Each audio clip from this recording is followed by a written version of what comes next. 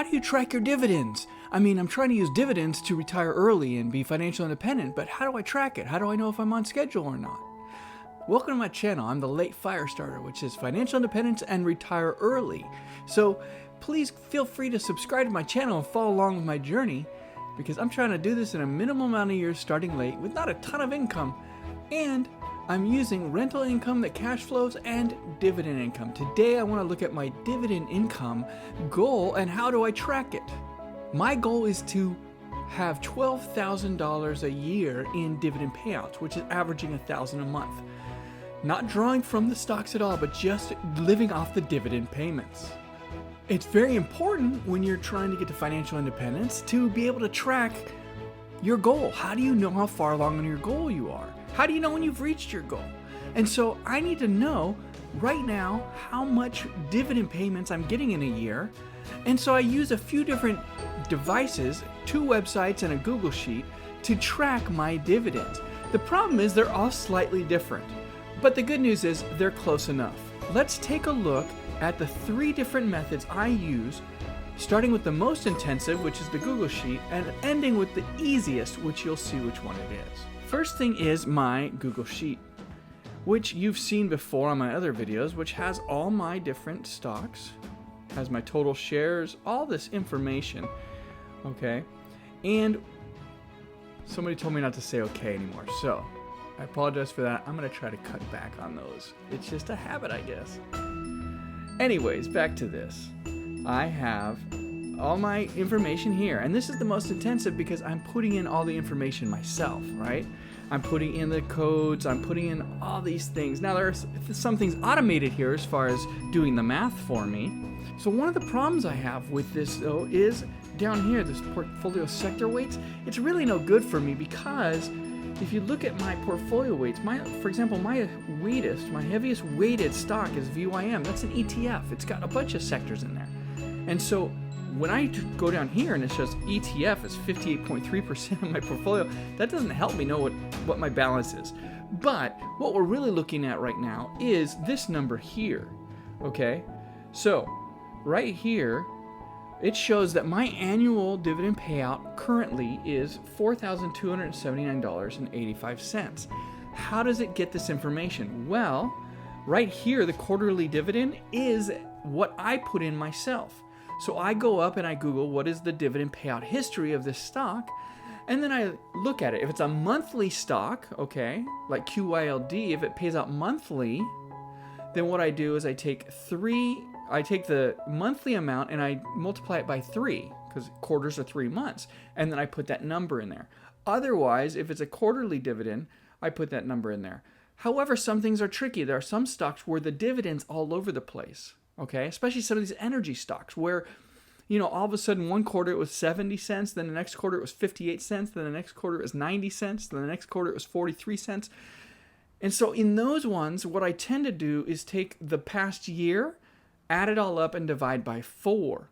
So what I'm doing myself is maybe not the most accurate, maybe more accurate. It's hard to tell. And as I go on and I see, am I right or wrong and who's the most accurate, I'll be able to let you know which one is the best. So this is my first one. It's the most intensive. It's my Google Sheet. And if you'd like a copy of this, I'd be more than happy to share the URL with you. Just go ahead and ask the comments below or hit me up and let me know if you'd like that. Let's move on to the next one. This is called trackyourdividends.com. This is a great website, okay? It's a free website for basic services. So what you're looking at here is the free version. So this is less intensive because all I have to do is I have to put in my ticker symbol, right? So new holding, I click new holding, and it asks for, in fact, let me just click that for you. So it'll ask for the ticker symbol, the number of shares, and my average cost. This is a little more work because my average cost when I do multiple buys and different tranches over time, okay, so if I bought 50 shares of one stock at $100 and then I bought another 50 shares at $80, my cost basis is $90. So I have to go in and manually put that in there. Whereas in the Google Sheet, that'll update for me the way I have the math set up. I just add my shares to one column and I add how much they cost me and it automatically changes that.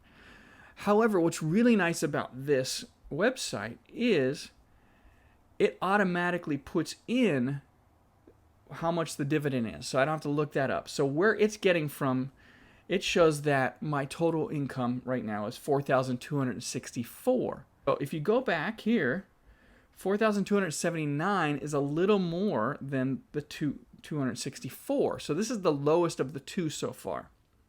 It shows my yield on cost, my dividend yield, and my overall. There's also some really great free tools up here, right? So it shows like my upcoming dividends, right? So it kind of shows me in the how they look month to month, and it has, you know, what's coming when. It's also got this really cool tool called future value. And what that does is it shows, you know, over the next 10 years, if I do nothing, how much is my portfolio value based on the dividend payouts and some basic information. Okay, let's look at the third one. This is my bank, who I use for my investments. This is Charles Schwab, which I originally signed up for a Charles Schwab account because I travel a lot and I was going to be overseas for a year. And I was looking for a bank ATM card that didn't charge international ATM fees and that also reimbursed my fees. So Charles Schwab was one of two things I found. This is years and years ago. So I signed up for the Charles Schwab investment account and then the checking account, and it's been amazing. Like, I use this ATM card all over the world and I get reimbursed any ATM fees, and Charles Schwab doesn't send any. Well, when Charles Schwab went down to 0 commissions in trades, I moved my money over from Robinhood to Charles Schwab just to have it all in one place. Now, Charles Schwab has all my holdings. I do no work. I just buy my stocks in here and it automatically shows what my average cost basis is, and it shows what my dividends are going to be and all that stuff. So here's the investment income screen. Charles Schwab is saying I'm on pace for $4,383 a month in dividends. That is, oh, this is my future dividends. Let's go back to my dashboard. So remember, this is the lowest, 4,264. My Google Sheet's in the middle, 4,279. And Charles Schwab, which is totally automated, says $4,383. Once again, Charles Schwab has been accurate when it shows me what I've gotten already, what I've already received, but you know, that's obviously quantifiable. When it comes to future dividends, you know, this is the highest number. Track your dividends is the lowest number, and then my number on my Google Sheets is in between. The good news is that they're all close enough to each other that there's no real surprises, but I'm really curious to find out which of these three is going to be the closest to reality. So those are 3 ways I track my dividends.